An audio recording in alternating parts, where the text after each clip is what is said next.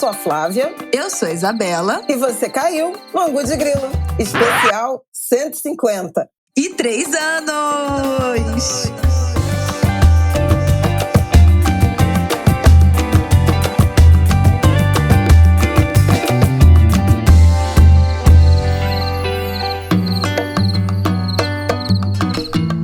Gente, 3 anos de Angu de Grilo e episódio 150, 2 marcos pra gente comemorar nesta terça-feira. Muito felizes de ter chegado até aqui, 3 anos ininterruptos, toda terça-feira com vocês. Tiramos pouquíssimas férias nesse período para não abandonar a nossa audiência. E hoje nós temos uma surpresa muito especial para os nossos Angulers. Mais um episódio histórico do Angu de Grilo. Eu espero que vocês gostem. E agora vou passar a apresentação da nossa convidada de hoje, deste marco do Angu de Grilo, para a Flávia Oliveira. Vai lá, mãe. Gente, eu tô emocionada porque a nossa convidada é uma mulher pra lá de especial e uma escritora que mudou a vida de muita gente, com uma edição pra lá de especial. Eu tô falando da Ana Maria Gonçalves, autora de Defeito de Cor, lançamento em 2006, está completando 16 anos neste 2022, quase 60 mil exemplares vendidos em 29 edições.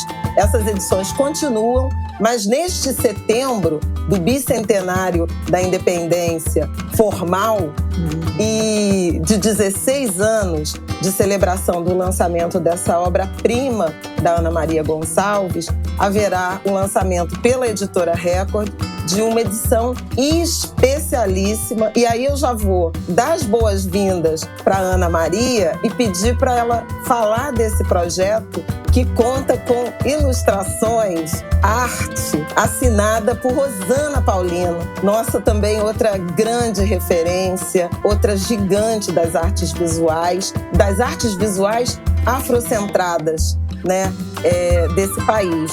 Ana, bem-vinda ao Angu de Grilo. Tá servido para você.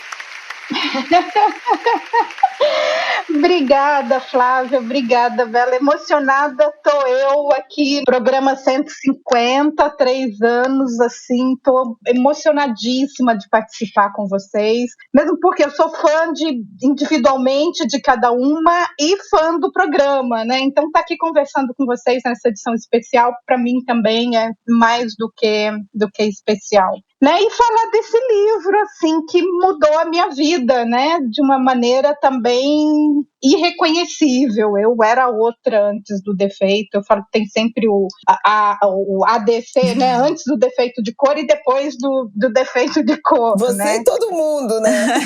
É bem incrível a quantidade de pessoas que fala que o livro mudou de alguma maneira a vida delas, né, assim, e esse livro, ou seja, essa edição especial que a gente vai estar lançando agora, dia 24 de setembro, no Rio, é uma ideia antiga, né, a Lívia, minha editora lá na Record, um beijo para Lívia, quem eu amo, uma das minhas maiores incentivadoras, né, para publicar, para escrever, incentivadora.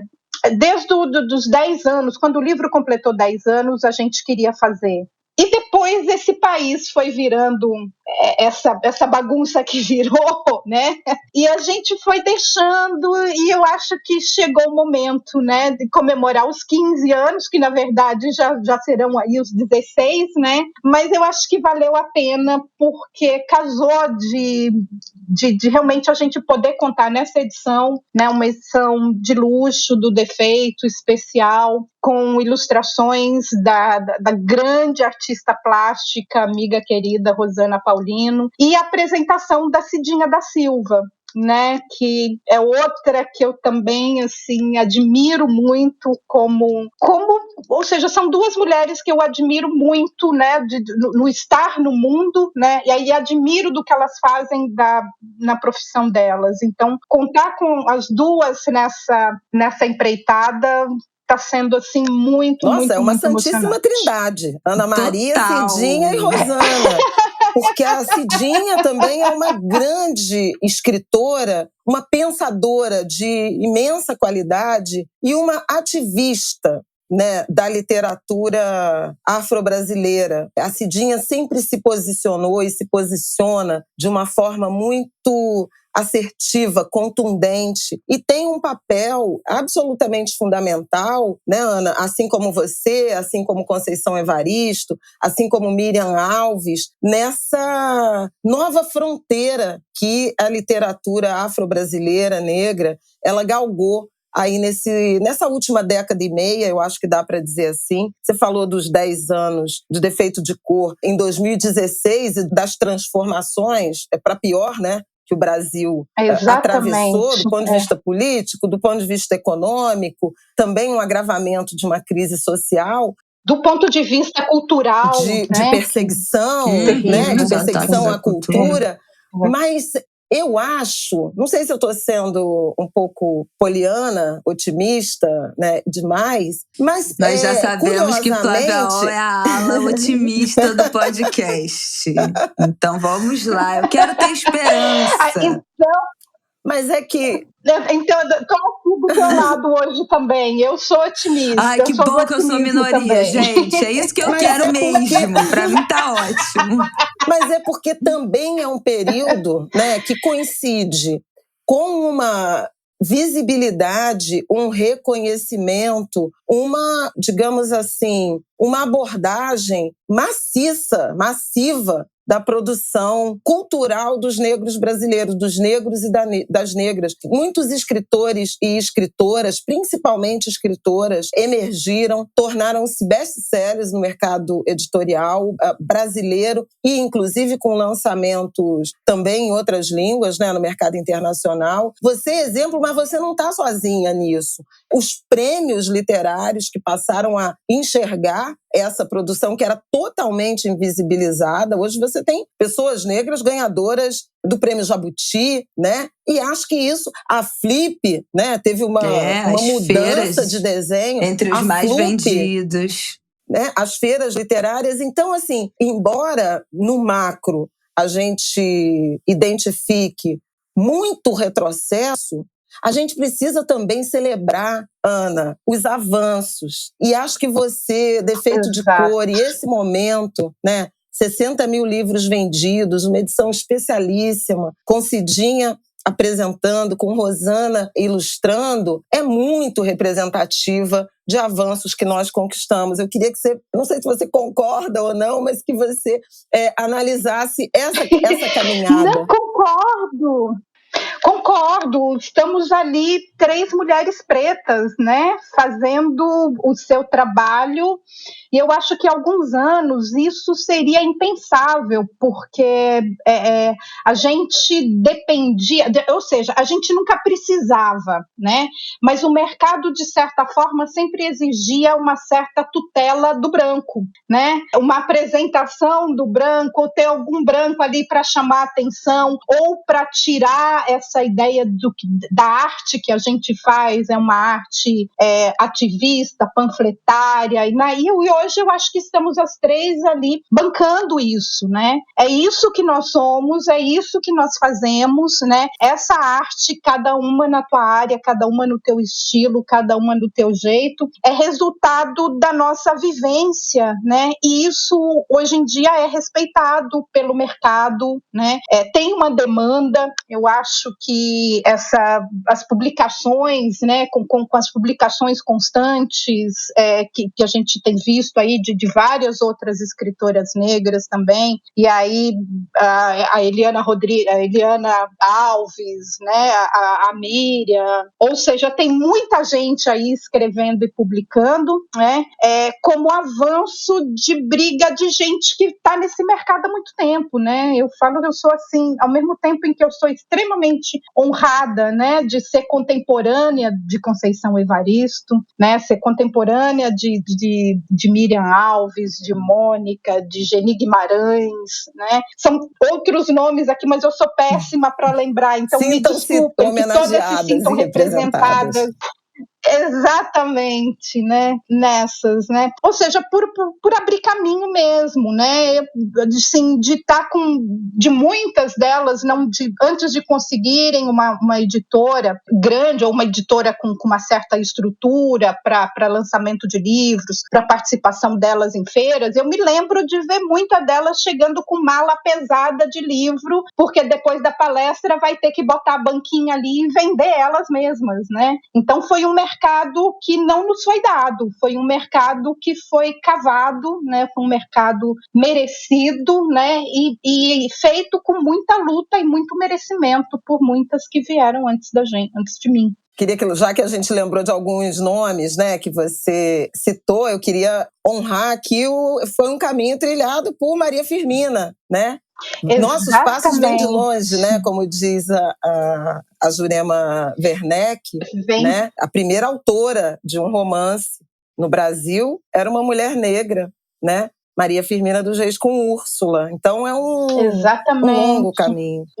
Eu acho que em 1853, né? E um dado interessante, Flávia, ou seja, do Úrsula, de 1853 até O Defeito de Cor, só 11 romances publicados por mulheres negras no Brasil. É um número assim tão absurdo, né? Ou seja, O Defeito de Cor foi o 11º romance publicado por uma mulher negra no Brasil. É muito impressionante.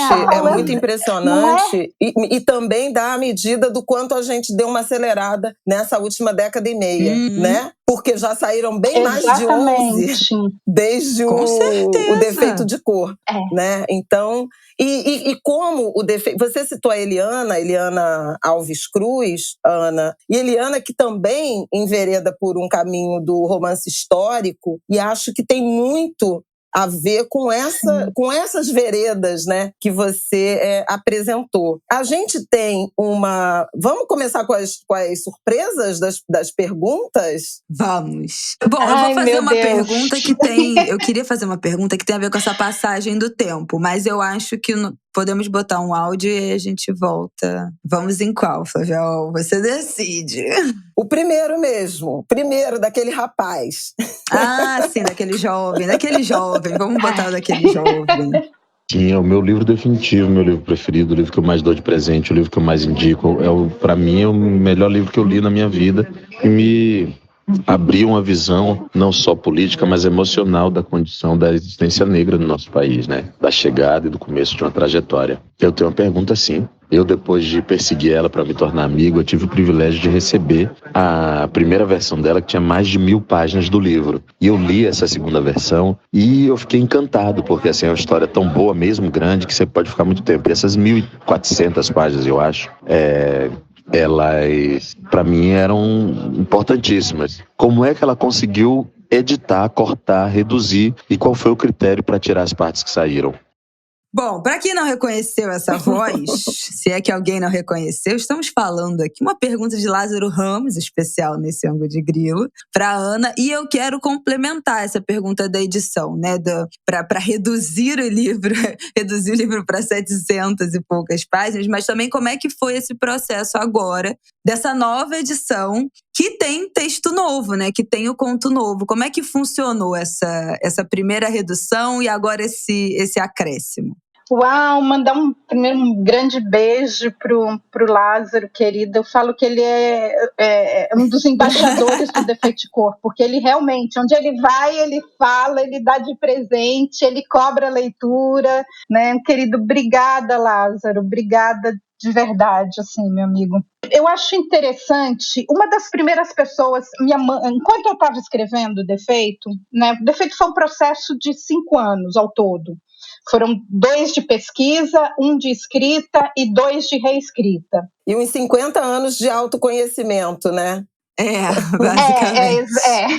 2 de pesquisa, não, né? Contar até mais, né? Se a gente começar a falar, né, nossos passos vêm de longe, então, ou seja, vem aí desde a Maria Firmina, né? Essa história. É uma história que eu estou dando seguimento. Eu peguei daqui e estou liberar a corda para outras pegarem a partir daí, né? Eu percebi que nesse processo eu sou uma escritora de reescrita. O que eu gosto mesmo do processo é de reescrever, né? Eu gosto da escrita, eu gosto da pesquisa, né? Eu amo pesquisa, eu não consigo começar a escrever sem pesquisa. E esse é um dos meus grandes problemas, porque às vezes a pesquisa é tão interessante que eu não consigo parar a pesquisa para começar a escrever. Né? Já aconteceu algumas vezes, né? Enfim, eu falava, não, a pesquisa está interessante que o livro não vai sair melhor que isso, então abandona. Então eu sou alguém de reescrita, né? Ou seja, é achar a frase certa, achar a palavra, achar isso é que me dá um enorme prazer, né? E é ao reescrever que você vai vendo quais são as sobras, né? Um dos primeiros leitores também foi o Milor Fernandes, né? E eu me lembro do Milor, ele leu a versão sem cortes, né? O bruto. Sim. E ele me disse, olha, você tem uma história, mas não tem um livro. Volta para casa e escreve um livro. E isso eu já tinha passado 2 de pesquisa e 1 de escrita. Eu já tinha 3 anos. Né? Eu falava, gente, em 3 anos eu não tenho nada. Posso jogar fora e, né, mudar de outra coisa. Mas aí eu fui vendo que ele estava coberto de razão, né? E porque eu acho, por ser um processo, e principalmente por ser um tema em que eu estava não só estudando o tema, mas me estudando e me entendendo dentro dele, tinha muita coisa na história que não era da história, que era minha. Era coisa que eu queria, que eu precisava resolver comigo mesma, né? E aí essas coisas foram as que foram saindo, são coisas que não eram da história, né? Eram coisas que eu tinha colocado ali porque eu precisava resolver, ou porque eu queria tentar me exibir como escritora, né? Eu acho que tem isso também, assim, o ego da escritora, o ego toma conta em algumas partes e você fala, que texto lindo, que parágrafo maravilhoso que eu escrevi, né? Mas às vezes é aquele texto e aquele parágrafo que você tem que cortar, porque ele não é teu, né? Que é uma expressão que depois eu ouvi a Shonda Rhimes falar sobre os trabalhos dela, né? Ela fala, kill your darlings, né? Mate os seus queridos, né?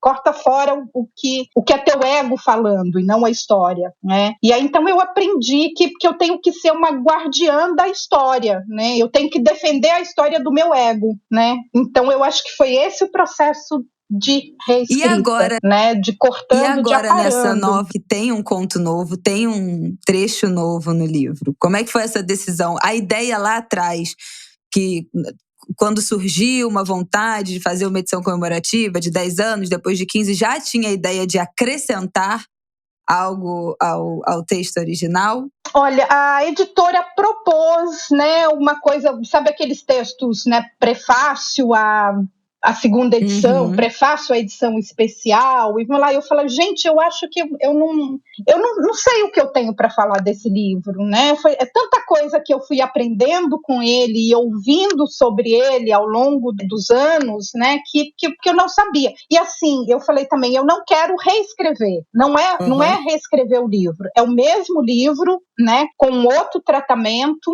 né, acrescentando, conversando com outras histórias, conversando com outras narrativas, né, que nesse caso Sim. é a narrativa da Rosana Paulino, com o trabalho dela, e a narrativa da Cidinha, né? E eu falei, olha, eu acho que eu quero, então, continuar na ficção, né? É onde eu me dou melhor, é onde eu me sinto melhor, né? E aí eu quis fazer um conto, né? Que está entrando no final do livro, né? Como um complemento, ou seja, eu estou conversando com a história também. É um conto que conversa com a história, apesar de não ser uma continuação dela, nem nada. Mas não ele está conversando né? com ela, conversando não com, é mais com personagens. Dizer, não vamos dar spoiler. Pois mas, sem muitos spoilers. Mas é um conto de continuidade, né? De permanência, de existência. Né? Porque a gente está falando ali também de ancestralidade, né? Está falando de uma outra temporalidade que é muito nossa, né? Que não é essa temporalidade linear, né? Eu tenho uma das últimas leituras que me marcaram muito foi o livro novo da Leda Maria Martins, né? Sobre o tempo espiralar, né? Então eu tenho pensado nisso e tentado aplicar, né? Essa ideia desse tempo espiralar, essa ideia dessas histórias que voltam, né? Dessas histórias que não se acabam, né? Eu acho que as histórias também, como a gente fala de matéria, né? Do universo e tudo, que tudo, nada se perde, tudo se transforma, tudo é reaproveitado, tudo se junta de uma outra maneira para criar uma outra coisa, né? Eu acho que as histórias também são assim. O conto, né? Ana, é exusíaco, né? Porque ele subverte espaço-tempo. Total. Os angulers já sabem que essa era uma frase.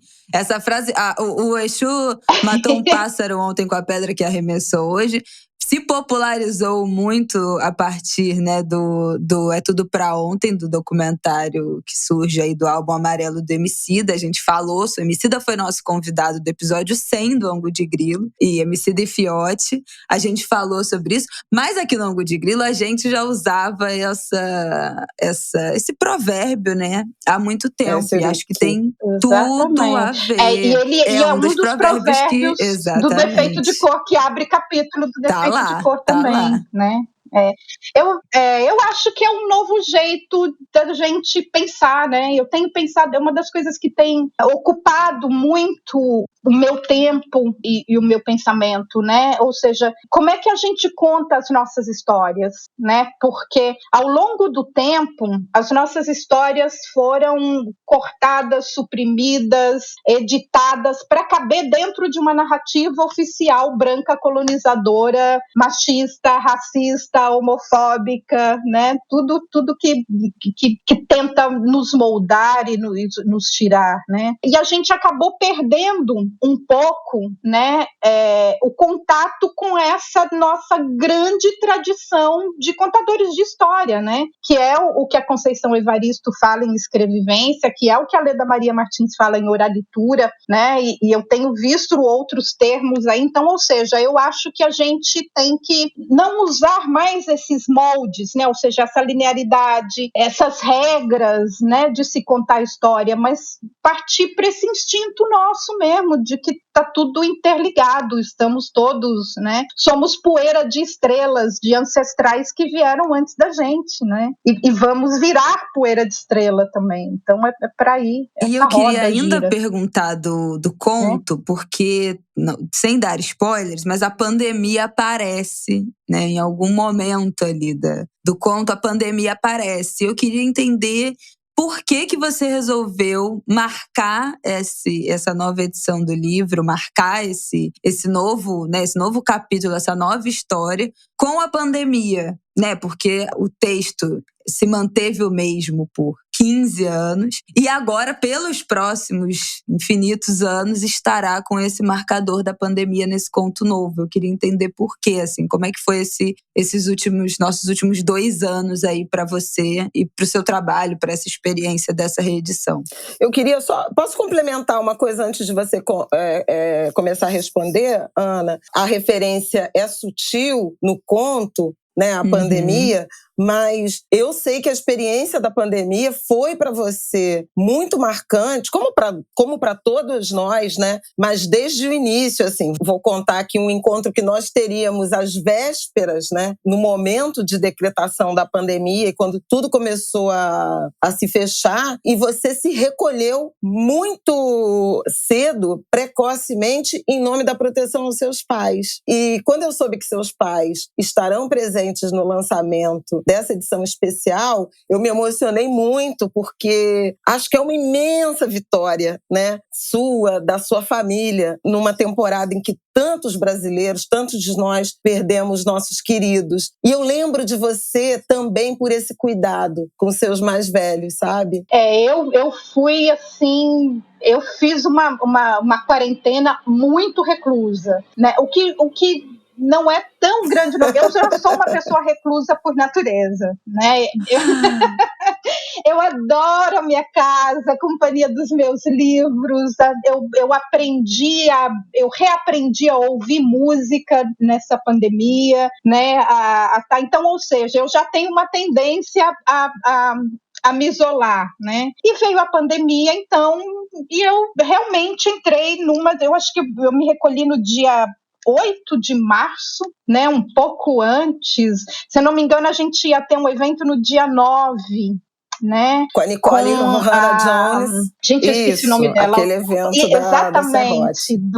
Eu fiquei morrendo de pena de não encontrar com vocês duas, mas enfim, eu estava já pensando nisso, né?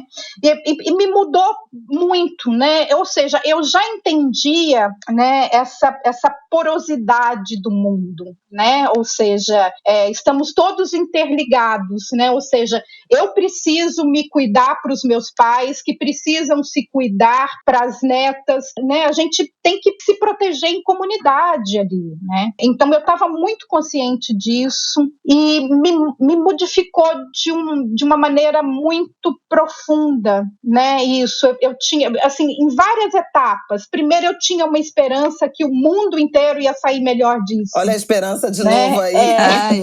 Aí eu vou pro meu lado poliana. Lembra quando a gente achou isso, né? que ia ser uma experiência transformadora?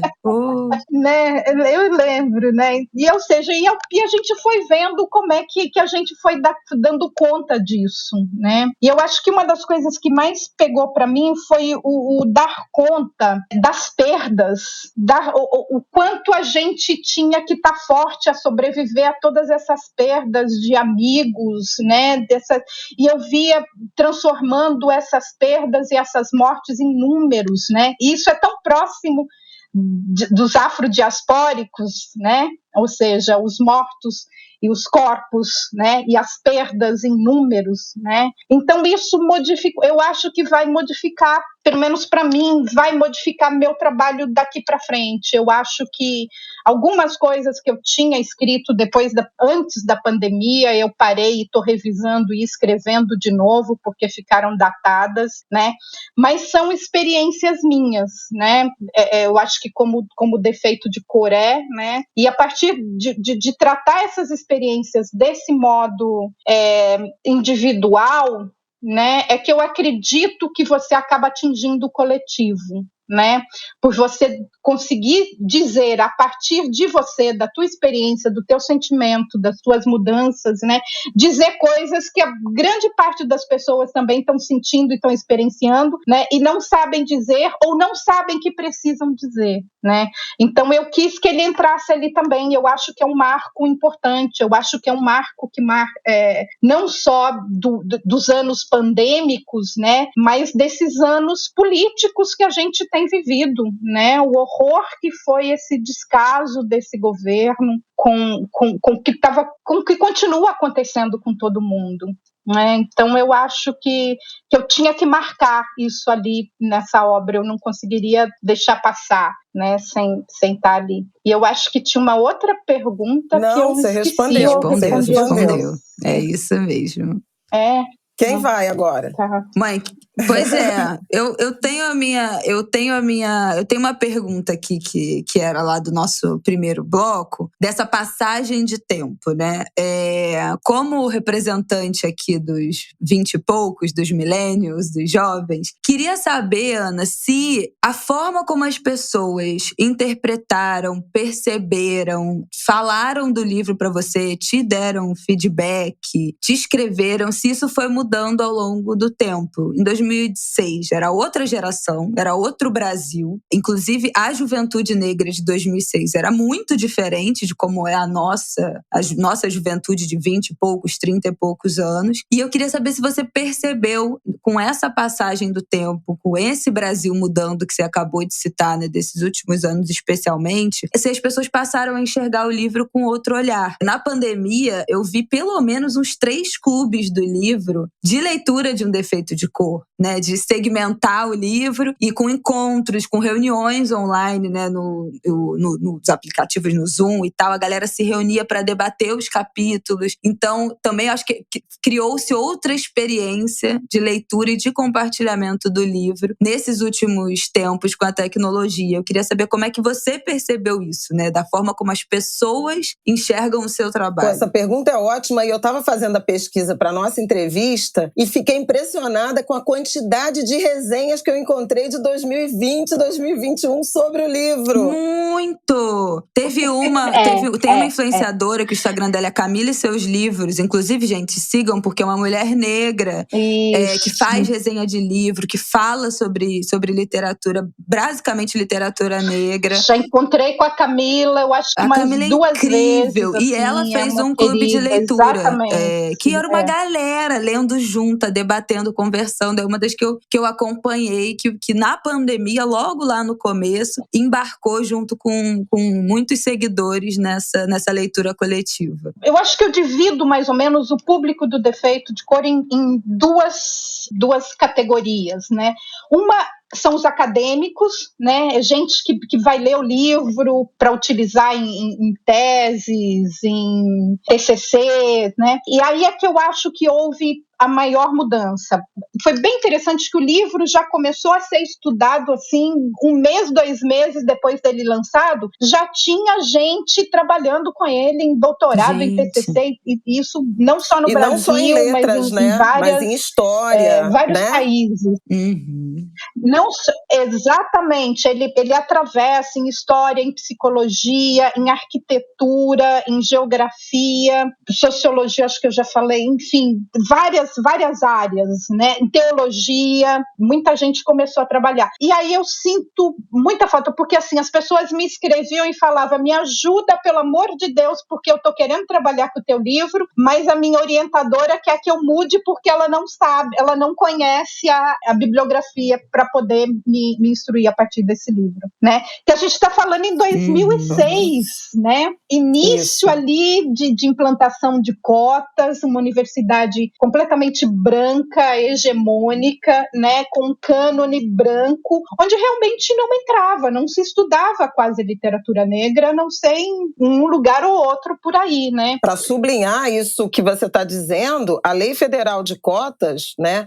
Ela só é publicada em 2012. Ela está completando 10 anos agora, né? Exatamente. Então, ou seja, eram alunos geralmente negros, principalmente mulheres negras, né, querendo estudar o livro e, assim, lutando muito para estudá-lo porque as orientadoras e orientadores brancos não conheciam o livro ou a bibliografia crítica para orientá-los nesse sentido, né? E hoje, assim, eu sou super feliz de ver que essas pessoas que estavam ali fazendo seus mestrados e doutorados, né, estão na universidade orientando pessoas que estão fazendo mestrado e doutorado com o livro. Então, assim, tem gente que já me falou, olha, eu estou na 3ª geração estudando o livro, né? Que alguém que começou lá em 2006 se formou, começou a orientar, né? Uma pessoa que já se formou e que já está na então, ou seja, uma orientadora lá de 2006 já tem netinhos, né? Com defeito de cor agora, né? Então, é um público que eu acho que facilitou, né? E lindo, maravilhoso, por sinal. Sou apaixonada por ele. A avó aqui qualquer... Falou aí, neto, avó, eu já me apresento.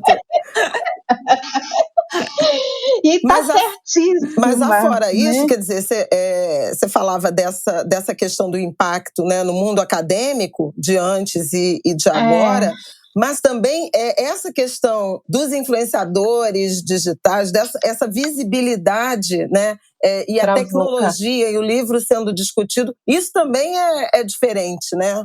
Então, aí os leitores agora fora da academia, né?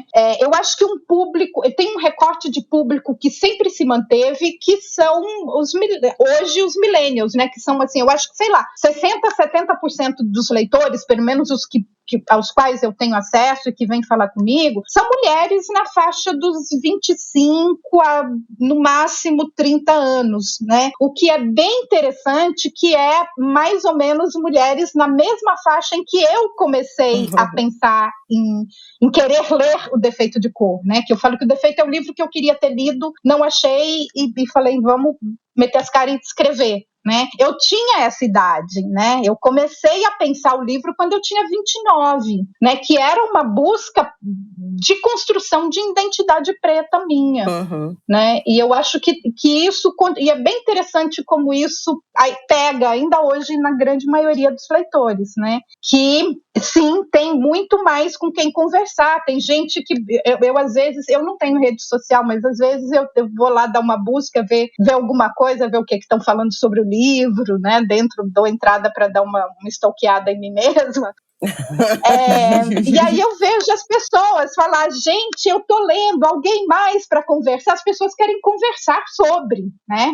Então, assim, isso também, os leitores sempre me escreveram. Eu tenho e-mails quilométricos das pessoas querendo conversar sobre o livro, de como é que elas leram, de quem que elas ganharam, que momento da vida que elas estavam, como é que mudou, né? E isso é muito ativa ainda hoje em dia, né? Eu falo que uma das coisas que eu mais senti falta também durante a pandemia foi de abraço, porque as pessoas liam o livro, me encontravam e falavam, posso te dar um abraço? Eu quero te dar um abraço, né?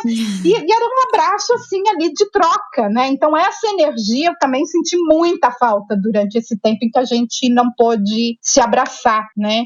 E a Conceição Evaristo fala uma coisa muito interessante, né? Porque com ela é a mesma coisa, né? As pessoas querem pegar, querem abraçar, se sentem íntimas, né, de ler o livro e de se sentir representado ali, enfim, que seja, né.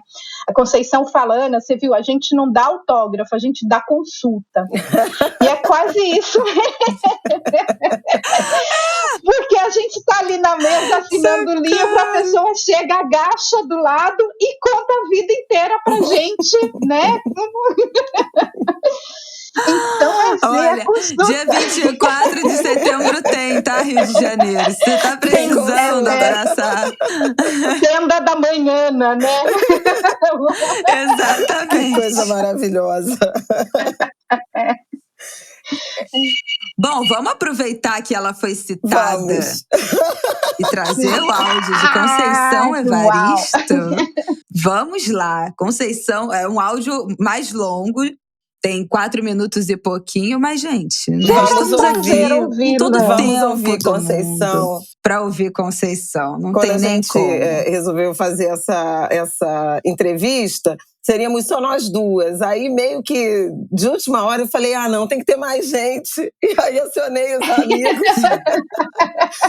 Escrevi para o Lázaro e ele falou, claro, já me respondeu gravando o áudio. Imediatamente. Porque eu lembrava do Lázaro sempre dizer que foi o livro que mais transformou a vida. Bom, ele já disse, já repetiu, já escreveu, né? Aí eu falei, não, temos que ter o Lazinho nessa conversa com a Ana. E aí pensei na Conceição e depois na última pessoa que vai estar aqui, que a gente ainda não vai dar, a gente não vai dar spoiler. Mas eu escrevi para Conceição e ela me respondeu assim, claro, oi Flávia, que ela fala assim muito bonitinho, para quando que você precisa, porque eu estou em Minas, eu vou voltar para Maricá e a minha edição de Defeito de Cor está em Maricá, toda marcadinha, e eu queria dar uma olhada. Ai, aí que linda! Falei, amiga, deixa então, eu vou contar essa história. Mas é pra hoje. Não faz nada pela metade, você ela vê. Queria rever tá, querida, é assim. E eu quero ir a Maricá ver essa ela queria consultar. De cor toda marcadinha. Gente, agora eu também quero. Vamos uma excursão para Maricá. Imagina. Da Conceição, eu também quero. Partiu Maricá. Imagina as anotações. Não é? Gente. O mundo não está preparado para anotações de Conceição Evaristo no Defeito de Cor. E aí, quando a gente já estava começando essa conversa aqui, Ana, entrou uma mensagem da Conceição. Então, assim, nós vamos ouvir as três, em primeira mão, o que a Conceição está falando sobre o Defeito de Cor. Pois é. Gente, vamos lá. Vamos lá. Como um Defeito de Cor é um livro de 1001 informações e, lógico, 1001 aprendizagem, eu acho que uma das perguntas que eu tive, mas acho que todo mundo tem essa pergunta com Ana, e aí essa pergunta, a resposta é bem quando a gente lê uma entrevista de Ana, quando ela diz o porquê, né, de um defeito de cor, que esse livro, acho que ele começa a chamar a atenção e ele causa um incômodo nesse título, causa um incômodo até você saber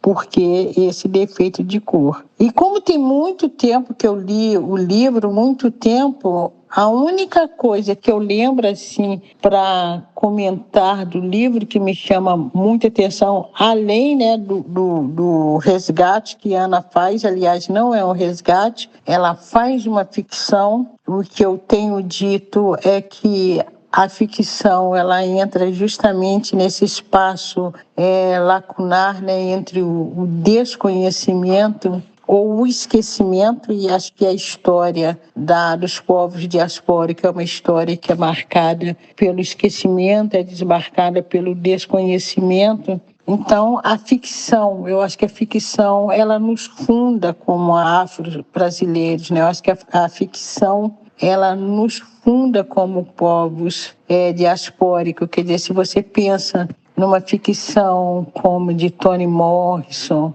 de Maya Angelou, se você pensa na ficção da menina cubana que está sempre aqui, meu Deus, que me falhou o nome agora, daqui a pouco eu volto ao nome dela. Se você pensa na ficção criada no Caribe, né, e você pensa em Maryse Condé, e você pensa em Eduardo Glissant, se você pensa numa afro-canadense, como também me falhou o nome, daqui a pouco me volta, Dione Brandi,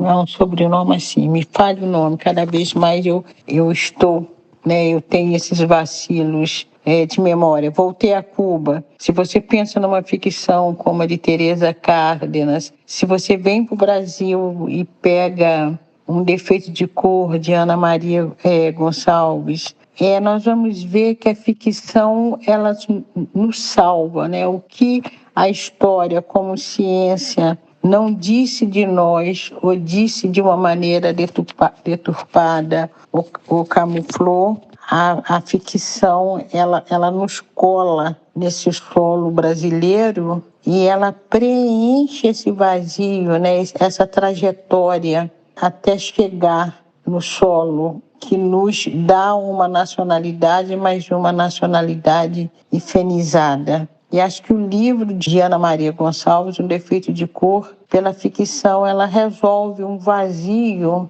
um desconhecimento em torno de Luísa Maim. E acho que o grande poder daquele livro também é porque ele é muito didático. Eu me lembro que tem uma cena que a Ana fala sobre, que a narrativa traz sobre capoeira. Eu me lembro que na época eu fiquei assim, gente, era você visualizava uma roda de capoeira pela maneira que a Ana, né, que a narradora explicita, compõe aquela cena. É o que eu me lembro agora. Eu precisava realmente pegar o livro para pensar em outros lugares da narrativa que me ganharam, que me instigaram.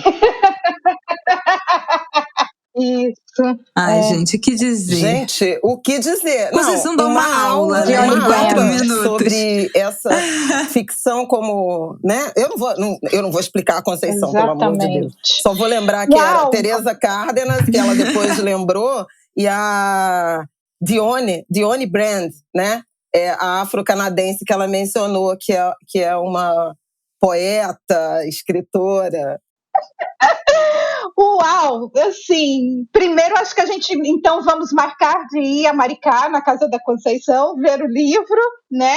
É contigo, Ana, eu não vou ficar com esse... espere-nos aí com um cafezinho, um bolo, um queijo, né? Vamos bater papo. Porque, assim, a Conceição realmente, ela dá uma aula. E, voltando só um pouquinho, é um dos abraços que eu tô com mais vontade de saudade de sentir, é o abraço da Conceição.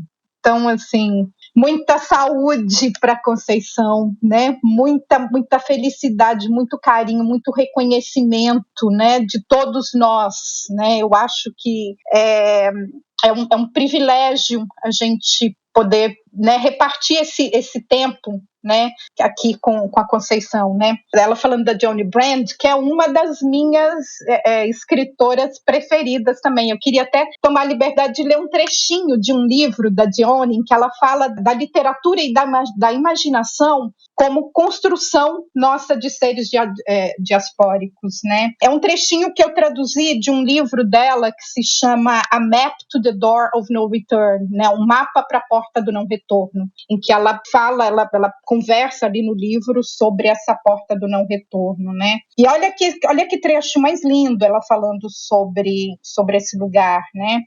Essa habilidade e a porta do não retorno é claramente não um lugar, mas uma metáfora para um lugar. Ironicamente, ou talvez apropriadamente, não é um lugar, mas uma coleção de lugares. Atracadouro na África, onde um castelo foi construído, uma casa de escravos, rudimentar demais para desaparecer ou ser detalhado mais elaboradamente, e frívolo o suficiente para sobreviver aos séculos. Um lugar no qual um certo número de transações ocorreram e talvez as mais importantes tenham sido as transferências de eus. A porta do não retorno, real e metafórica como alguns lugares o são, mítica para aqueles de nós espalhados pelas Américas hoje. Ter o próprio pertencimento alojado em uma alegoria é ser um tipo de ficção. Viver na diáspora negra penso eu, viver como um ser fictício, uma criação dos impérios, mas também uma autocriação, né? E eu acho que é isso que a gente... É maravilhoso isso, né? Eu podia continuar lendo a Dionne Brand aqui, enfim. E aí... Né? Porque Nossa, é isso. A gente sempre ouviu falarem e escreverem sobre a gente, né? E assim, então, eu acho que escrever, para nós escrever é isso, né? É nos reinscrevermos, né, na história. E aí, estou pensando não só, é óbvio que não só presente, eu acho que ao mudar o presente, a gente muda o passado. E é isso que a gente está fazendo. É isso, exatamente. Eu penso na Eliana Alves Cruz com Água de Barrela, que é a própria saga familiar, e depois os outros romances históricos em que ela torna visível, né? Em particular, o Nada Digo de Ti, que a gente não vejas, que tem uma protagonista, uma mulher trans. Exato. E a pesquisa histórica levou ela a esse caminho de falar, você pensa que não existiam pessoas trans no século XVIII ou XIX? Existiam, né? Então, é essa construção e a existência que se materializa a partir dessa construção, né, da obra literária, dos romances, da literatura, da ficção histórica, né? É muito bonito isso que a Conceição nos trouxe. Não, só um parêntese que dentro disso que vocês falaram, eu não consigo também não pensar no que a minha geração, e inclusive pessoas mais novas que eu porque eu já estou com 26, eu já não sou mais jovem adulta, né, praticamente, do que a gente tem feito nas novas mídias, né, para além, a gente tem falado aqui no Angu, falamos nesse mês de agosto do Projeto Querino, podcast novo, né, do Thiago Rogério, que também já teve Vozes Negras, os outros podcasters e influenciadores, criadores de conteúdo que falam a partir das suas próprias vivências, né, se humanizam, ajudam, né, estão aí dentro do processo de humanizar pessoas negras. Lembrei aqui também do programa novo do Paulo Vieira, que ele tem, que é... eu vou lembrar o nome, programa dele do GNT, que ele viaja o Brasil inteiro, vai em algumas cidades contando a história daquelas cidades, Exatamente. Das danças originais, dos povos originários, entra na casa das pessoas, faz a comida, come a comida que as pessoas comem, com um pertencimento àquele lugar. E o Paulo Vieira não tem nem 30 anos também, né? Então, o que a gente também está produzindo em outros formatos que estão aí nesse caminho de reescrever, recontar, finalmente, né, a população negra ser protagonista da sua própria invenção aqui na diáspora.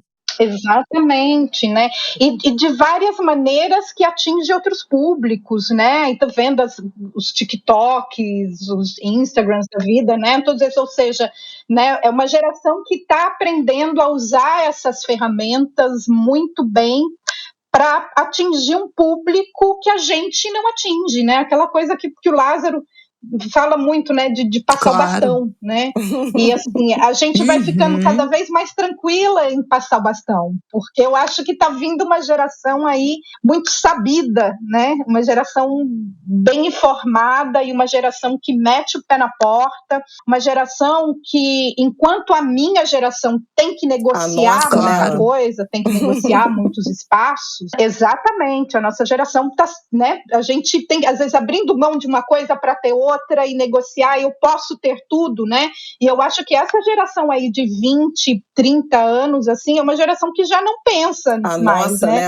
Eu posso ter tudo, sim, né? E mete o pé na porta e vai embora. Então, assim, eu fico, como eu te disse, né? As minhas leitoras são essas, né? Eu chamo de meninas, enfim, vou fazer 52, agora eu chamo de meninas, né? Metade da minha idade, né? Ou seja, então eu tô muito em contato, porque elas leem e vêm falar e montam os grupos de leitura e tudo, né? Então, assim, é muito tranquilizador saber que vocês estão fazendo um trabalho muito interessante, né?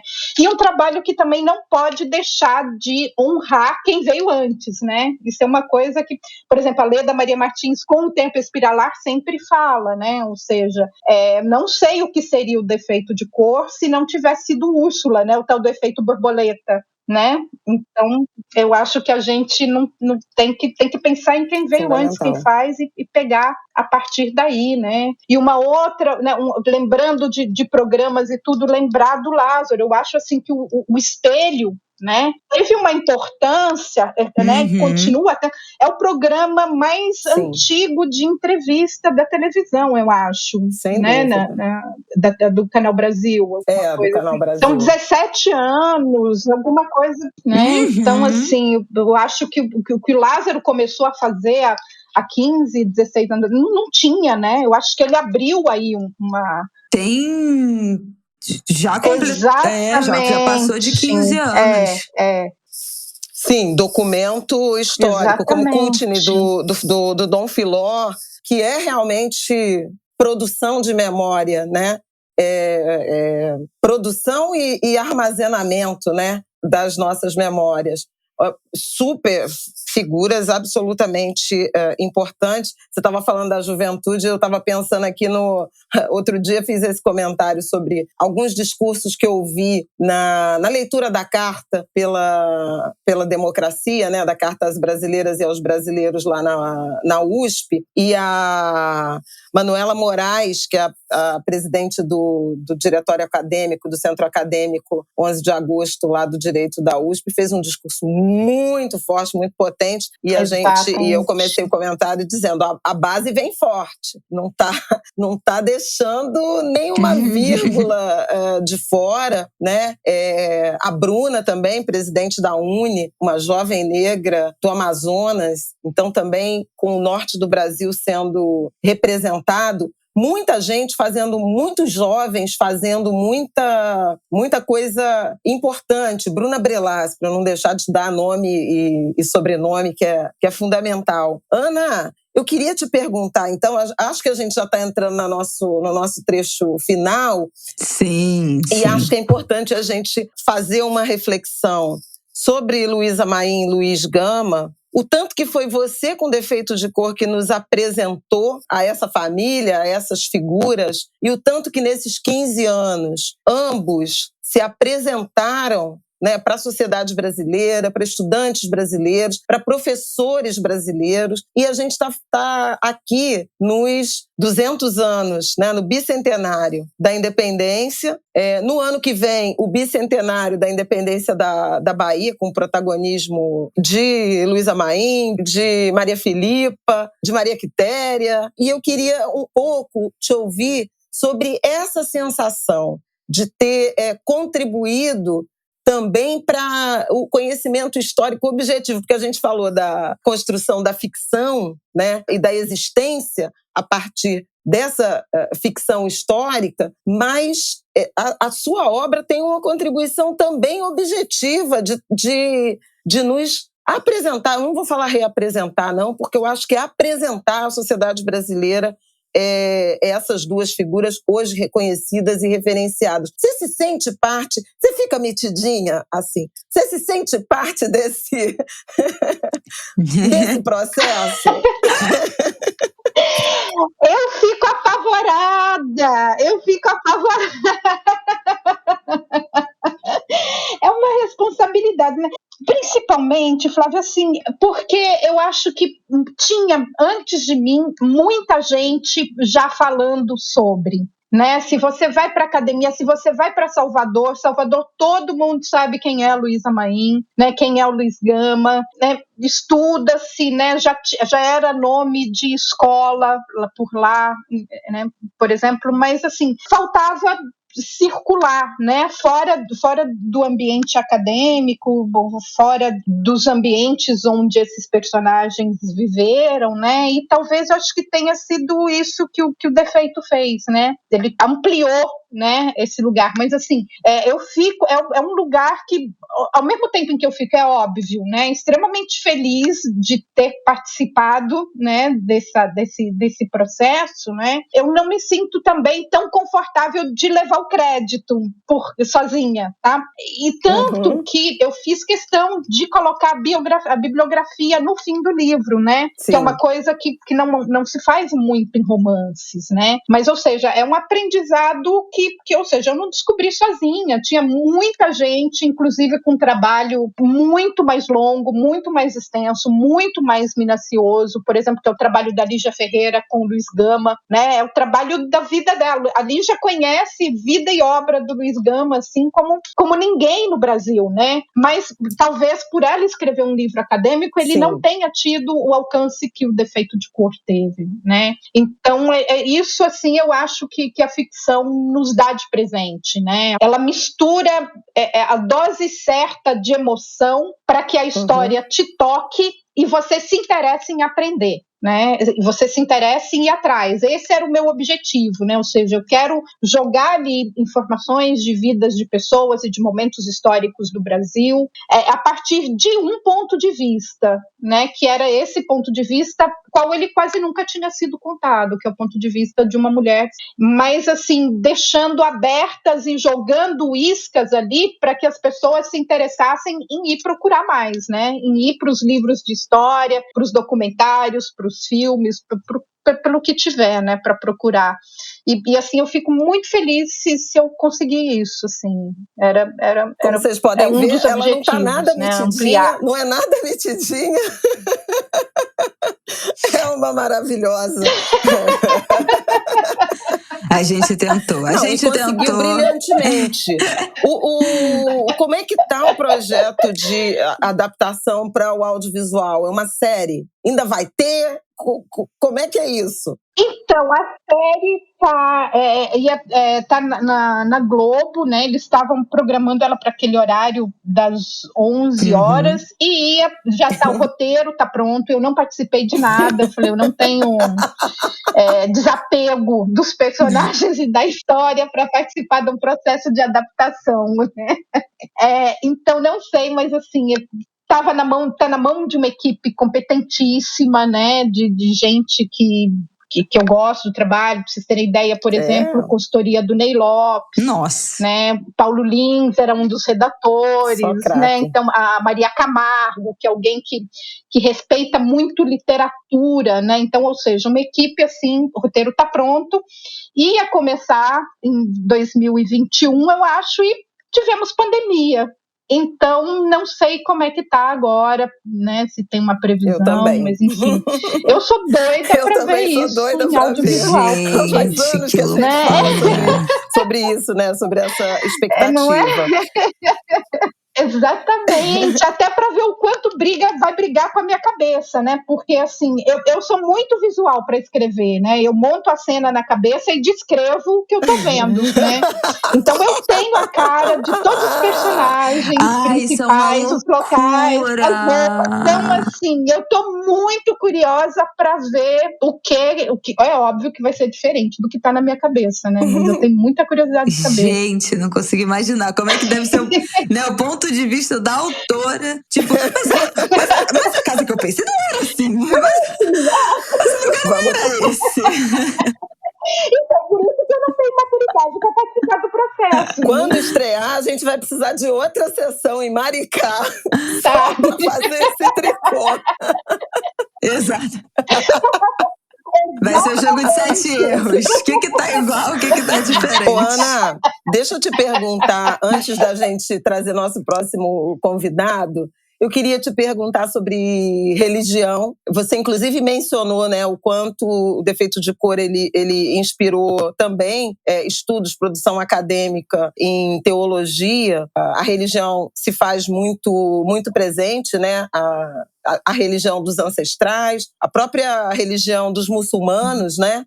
Dos africanos muçulmanos. E você é uma mulher de fé, né? Tem, inclusive, algumas questões de fé, né, que envolvem o próprio livro, o lançamento. A Simone Magno, da editora, contou que queria nos 10 anos, e você falou que não era a hora, você não queria mexer na capa porque tinha uma autorização de orixá, e que nos 16, né, aí sim começou a construção para os 16, inclusive com a obra da Rosana, e a partir daí essa tua autorização. A sua autorização e a autorização divina, místico-religiosa. Exatamente. Dos que verdadeiramente mandam. Exatamente, né? E é interessante, né? Que a gente exatamente, porque há uma referência, né? inclusive, a isso, né? 16, então, ou seja, que são os oduns do jogo de Ifá.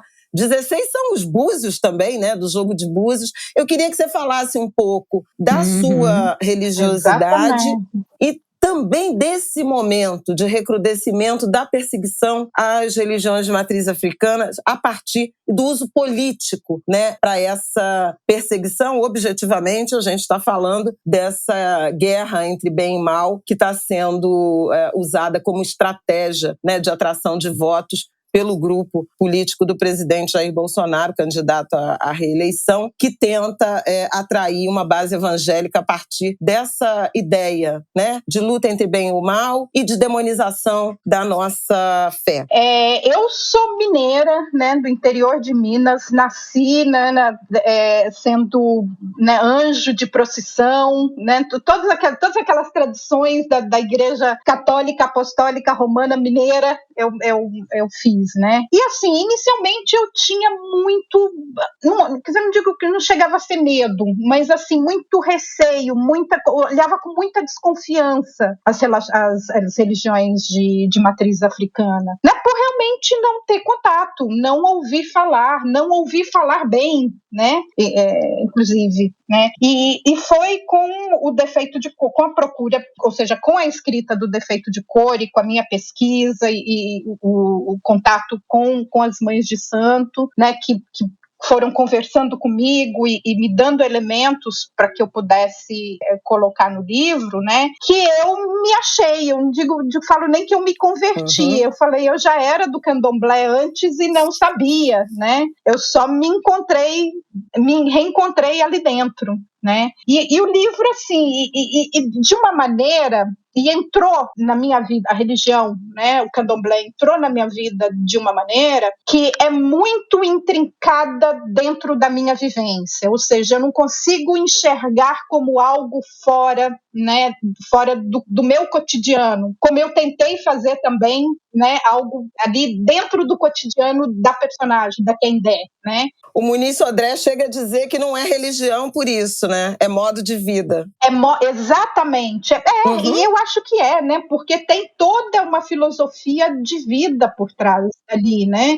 O respeito aos mais velhos, o respeito à natureza, né? Exatamente. Ou seja, a gente já falava de ecologia antes de ninguém saber o que era isso, né?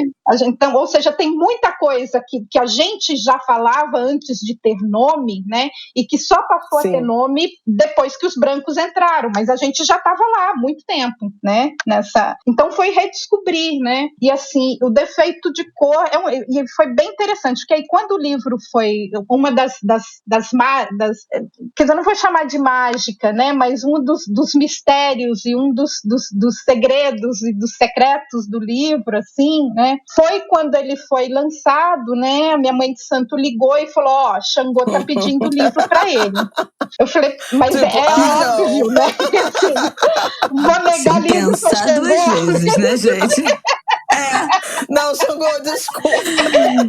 Não, Xangô, não vai dar não, né? E, assim, volta depois. E depois eu vendo o quanto tinha que ser dele, né? O orixá da justiça, Gama, né? Tá tudo ali ligado. A gente que não saca as coisas antes delas acontecerem, né? E aí eu falei, mas é óbvio, né? E ela falou, então traz o livro aqui. E eu lembro, eu estava em São Paulo, eu falei, não posso ir para Salvador agora levar o livro. Ela falou, então faz o seguinte, pega, amarra ele para presente, deixa guardado e já bota a intenção, fala que é dele, que tá aqui, que você vai trazer, né? Então, assim, tá no assentamento de Xangô, num terreiro lá em Salvador, é dele. Caô, né? E tudo que vai fazer, eu peço licença para ele. E é ele que manda, assim. Então...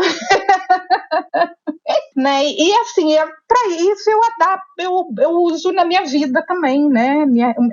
Ou seja, eu vivo, né? Eu gostei dessa definição do Muniz, né? É um modo de vida, não é um modo de religião, né? E talvez ele seja tão assustador, né? Para quem não conhece, aí a gente já pensando nesses casos de intolerância, né? E aqui, ou seja, sem querer dar spoiler também, né? Esse conto que aparece no livro, ele toca um pouco nisso também. Eu não sei se vocês lembram do caso de uma mãe de santo, eu acho que em Itabuna, que policiais militares entraram no terreiro, começaram a depredar, né? E eu acho que Oxóssi se manifestou nela, né? E eles amarraram ela em cima de um formigueiro, eles arrastaram ela por 700 metros, alguma coisa, e isso o orixá manifestado, né? E quem viu falou, olha, se o orixá não tivesse manifestado, ela não teria sobrevivido.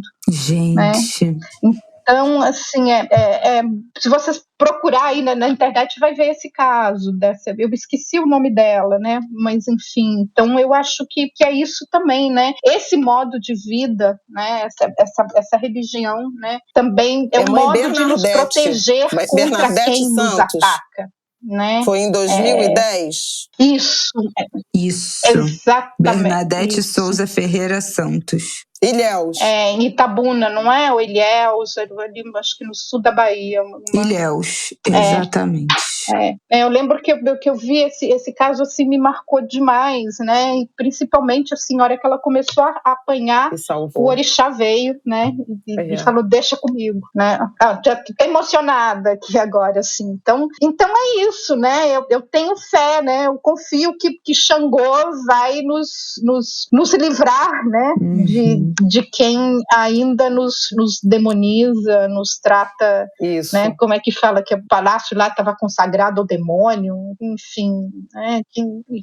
Coitada, né? É o que eu consigo dizer, assim, né? E eu tenho fé que os nossos orixás, né, nos guardarão disso. Temos fé, Ana, temos fé. E é isso mesmo. Essa figura nem existe. Sim. Temos fé. Isabela, temos fé e vamos somos chamar otimistas. o convidado? Vamos, pois é, nós temos nosso último convidado, que é André Rodrigues, carnavalesco da Beija-Flor. Ana desfilou pela primeira vez, não é isso? Nesse ano de 2022. Exatamente. Com a Beija-Flor. Nós sabemos, nós já falamos, já foi pauta aqui no Angu, claro, carnaval. A gente comentou que as baianas vieram, né, com a saia em homenagem e com o trabalho, expondo o trabalho. Que também tá na edição a parede especial. de memórias da Rosana Paulino, que, de novo, que também está na edição. Que também está. Ai, gente, eu não acreditei quando eu abri. Quando eu abri, né, que mandaram pra gente dar uma olhada secretamente, eu abri e comecei a mandar pra minha mãe. Mãe, você está sentada? Senta! Olha isso aqui! Ela já tinha visto, não tinha comentado comigo. Eu comecei a mandar um monte de coisa. Senta! Que tem Rosana Paulino no livro! E aí... Tá maravilhoso! Gente! Tá maravilhoso. E a reunião, porque eu sentei com a Rosana pra gente definir as imagens ali, ela contando dos processos dela. Eu falei, gente, a gente está fazendo a mesma coisa. A gente está falando das mesmas coisas, né? Sim. Só com manifestações artísticas diferentes, né? E aí vem a Tinha para complementar. É lindo demais. E é um panorama, né, coisa, da coisa carreira mais da linda. Rosana. Mas aí, fizemos esse caminho e trouxemos André, que esteve com você, que esteve em contato com você, com Rosana, nesse último carnaval, nesse último ciclo carnavalesco, também para participar. Vou botar aqui a pergunta dele e vamos ouvir. Oi, Flavinha, oi, Ana. Primeiro é um prazer estar agora se comunicando aqui com vocês. Nós aqui da Beija-Flor, que estamos com o enredo Brava Gente, o Grito dos Excluídos no Bicentenário da Independência, que para o Carnaval de 2023 faz uma série de provocações ao processo de independência, né, a esse processo que a gente conhece como independência oficial, a comemoração desse bicentenário e principalmente um recorte à louvação dos movimentos populares, dos movimentos mais plurais nesses processos de independência. E daí vem a minha pergunta. Ana, no livro você narra a participação ativa da Canindé no Levante dos Malês e também uma articulação dela com diferentes movimentos de resistência negra, das irmandades religiosas aos quilombos. Muitas vezes esses movimentos são invisibilizados nas narrativas oficiais. Qual foi o papel desses movimentos, Ana, para a efetiva transformação social brasileira, para além daqueles movimentos que estão registrados na história hegemônica, a independência do imperador, a abolição da princesa, a República do Marechal? Ou seja, o quanto as mudanças da sociedade e para a população negra especificamente se deram mais por esses movimentos de resistência do que pelos atos oficiais do Estado brasileiro? Ou, de outra forma, de que maneira esses movimentos de resistência empurram e influenciaram na tomada de decisão dos governos? Eu sei que são muitas perguntas, mas ainda tem mais uma colocação que é importante, que é como a gente traz de volta esses movimentos e coloca dentro do imaginário brasileiro, né, esses movimentos que são reais, esses movimentos que são invisibilizados, e a gente consegue trazer ele de volta para a memória dos brasileiros ou para a imaginação dos brasileiros. Um beijo para vocês duas, amo demais vocês e eu vou guardar aqui ouvindo vocês atenciosamente. Beijo. Como, por exemplo, com Beija-Flor de Nilópolis na Avenida, puxando sardinha aqui para minha escola. Não, exatamente, eu acho que já há algum tempo, né, algumas escolas de samba têm sido um grande espaço, né, de recuperação dessas histórias, né, e eu acho assim, como, por exemplo, também é com a ajuda de todo mundo, né, que a Beija-Flor continue e que Mangueira fez já há alguns anos, enfim, que contamine todo mundo, né. Exu na Avenida esse ano estava só aceitamos perder para Grande coisa Rio. Maravilhosa, enfim, né? André. Pois é. Eu também, eu falei, só Exu, exatamente. Eu também estava numa dessa, viu? Eu falava, olha, Exu tudo bem. Exu... Foi assim esse carnaval. Né? Mas foi. Eu acho que sempre foi, né, um nós por nós, né? Desde sempre, né? Foi um nós por nós, né? E é muito interessante, uma das coisas que eu mais que me interessou, porque eu não tinha essa ideia, né, era a sofisticação e o nível das associações que os escravizados ou os libertos faziam para conseguir sobreviver, né?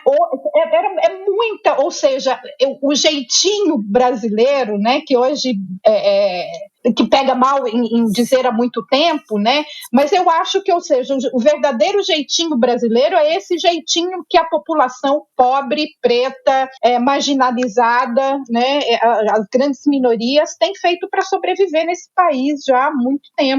Né? Para ter ideia do nível de sofisticação, por exemplo, de que se davam essas relações, né? Muita gente fala, mas escravos também tinham escravos, né? Alguns tinham escravos, mas grande parte de escravizados que possuíam outros escravizados era uma estratégia para poder, por exemplo, circular na cidade, né? Pegar Salvador, que é onde eu conheço mais o processo de escravidão, que é diferente do processo que aconteceu no Rio de Janeiro, que é diferente de São Paulo, enfim. Pensando em Salvador, por exemplo, depois que acabavam, por exemplo, essas grandes rebeliões, né, negros eram proibidos de circular pela cidade, a não ser que eles tivessem de porte de um bilhete de seus donos, falando, fulano está indo comprar farinha para mim e já volta. Né? E aí, ou seja, só, por exemplo, os escravizados poderiam circular na cidade com autorização dos seus donos. Né? E aí um que já é liberto chega para o outro e fala, olha, vamos ali fazer um papel, eu falo que sou seu dono, você fala que é o meu, eu te dou autorização para circular e você me dá autorização para circular. Então existiam esses arranjos entre eles, né, para que pudessem exercer de alguma maneira, né, o poder circular pela cidade, poder andar, né, enfim, ali, né? Então, ou seja, você tinha esses arranjos, e esses arranjos eu acho que são o que de fato moldaram a sociedade brasileira. Né? A história oficial é uma história fantasiosa, que quando você começa a ir a fundo, ela não se sustenta, ela não tem base. Né? Porque o que está por trás, ou seja, o que está realmente acontecendo ali atrás do véu são esses arranjos de uma sociedade em busca de cidadania, de independência, de liberdade, de sobrevivência. Né? Então, o que a gente tem que começar a fazer para desbancar essa sociedade é simplesmente contar a verdade, né? Porque as narrativas que contam a mentira ou contam parcialmente a verdade, elas não se sustentam quando você vai investigar. Então, contemos a verdade. Me emociona em particular quando você fala dessas estratégias de sobrevivência, porque é viver acima de tudo, né? Não é sobre matar ou morrer, né? Não é sobre independência ou morte, é essencialmente viver, né? Não é para... a vila não quer abafar ninguém, só quer mostrar que faz samba também. Não é para matar ninguém. Não é essa pulsão destruidora que existia do outro lado, né? É um compromisso com existência. Por isso as crianças nasciam, Exato, né? Não é. Por isso o útero das mulheres negras a serviço da vida, até hoje, em que pese o fato de conviver com uma matança, né? Exatamente. Precisou uma lei para libertar o ventre das mulheres, né? É uma coisa assim tão absurda de se pensar, né? Na lei do ventre livre, né? Muitas vezes as pessoas me questionam algumas atitudes da Kender, a personagem do Defeito de Cor, né? E eu falo, gente, ela fez um pacto de vida, né? E eu acho que depois... Tem uma frase do Luiz Gama, né? Que ele diz que... acho que eu não vou lembrar a frase exata, mas o sentido, né? Que um escravizado matar o seu dono não é assassinato, é legítima defesa, né? Então, eu acho que depois que você é escravizado, tudo que você faz para sair daquela condição em que a escravização te jogou é legítima defesa, né? Então não venha me questionar se ela está se aliando com não sei quem. Cara, ela fez um pacto de sobrevivência e ela vai sobreviver a qualquer custo, né? E isso é humano, né? É humano. Uau! Eu anotei aqui, pacto. Eu acho que eu vou dormir com essas 3 palavras hoje. Mas é sobre isso. Eu tenho uma última pergunta antes de... Não, é a última pergunta, mas é uma expressão que eu ouvi da Ana tem muitos anos, eu nem lembro mais quando e onde, mas você falava de um pacto de ignorância ativa. De como os brancos brasileiros, a branquitude, ela não se envergonha do desconhecimento, da ignorância. É uma ignorância despudorada, eu diria. E eu queria te ouvir sobre isso à luz de 2 anos de antirracismo autodeclarado e pouca atitude antirracista. Esse pacto, é o pacto da branquitude, né, do livro da Cida Bento, gente. Cida Bento. Agora, se não né? E é exatamente isso. Eles fazem um pacto.